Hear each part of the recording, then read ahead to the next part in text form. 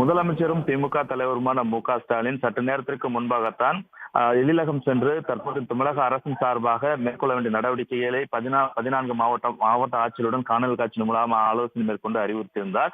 இந்த நிலையில் தான் கட்சி ரீதியாகவும் அறிவுறுத்தல்களை வழங்கியிருக்கிறார். அதற்காக வெளியிட்டிருக்கக்கூடிய அறிக்கையில் காஞ்சிபுரம், திருவள்ளூர், சென்னை, வேலூர், ராணிப்பேட்டை, திருவண்ணாமலை, தஞ்சை, நாகை, திருவாரூர், புதுக்கோட்டை, மயிலாடுதுறை, கடலூர், விழுப்புரம், திருநெல்வேலி, தூத்துக்குடி ஆகிய மாவட்டங்களைச் சேர்ந்த மாவட்ட, ஒன்றிய, பகுதி வட்ட செயலாளர்கள், நிர்வாகிகள் மற்றும் கட்சியுடைய பிரதிநிதிகள் டிட்வா புயல் காரணமாக கனமழை எதிர்கொண்டு மக்களுக்கு உதவிட தயார் நிலையில் இருக்க வேண்டும் என்ற அறிவுறுத்தலை திமுக தலைவரும் முதலமைச்சருமான மு.க. ஸ்டாலின் அறிக்கை மூலமாக வெளியிட்டிருக்கிறார்.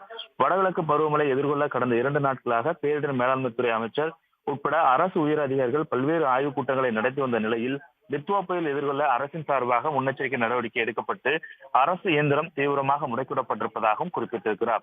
அந்த நிலையில் மாவட்டங்களுக்கான பொறுப்பு அமைச்சர்கள், மாவட்ட ஆட்சியர்கள், காவல்துறை கண்காணிப்பாளர் உள்ளிட்டவர்களுக்கும் தமிழ்நாடு அரசின் சார்பில் உரிய அறிவுரைகளும் வழிகாட்டுதலும் வழங்கப்பட்டிருப்பதாகவும் அந்த அறிக்கையில் முதலமைச்சர் சுட்டிக்காட்டியிருக்கிறார். எனவே மழையை எதிர்கொள்ள அரசாங்கம் முழு அளவில் தயாராக இருக்கக்கூடிய நிலையில் ஒருவேளை இயற்கை வழக்கத்திற்கு மாறாக பெருமழை பொழிவை ஏற்படுத்தினாலும் சரியான முன்னெச்சரிக்கை நடவடிக்கையை பதற்றமில்லாமல் மழைக்காலத்தை எதிர்கொள்ளவும் பாதிக்கப்படக்கூடிய மக்களுக்கு உதவக்கூடிய வகையில் திமுக சார்பில் களத்தில் துணையாக நிற்க வேண்டும் என உடன்பிறப்பை கேட்டுக்கொள்வதாகவும் முதலமைச்சர் குறிப்பிட்டிருக்கிறார். ஒன்றிய, நகர, பேரூர், வட்ட கிளை செயலாளர்களையும் தலைநிலையில் இருக்கும்படியும் குறிப்பாக இந்த 14 மாவட்டங்களைச் சேர்ந்த மாவட்ட செயலாளர்கள் அறிவுறுத்த வேண்டும் எனவும் குறிப்பிடப்பட்டிருக்கிறது. கவுன்சிலர்கள் தங்கள் வார்டுகளிலே முழுமையாக இருந்து மக்களுக்கு உதவிட வேண்டும்.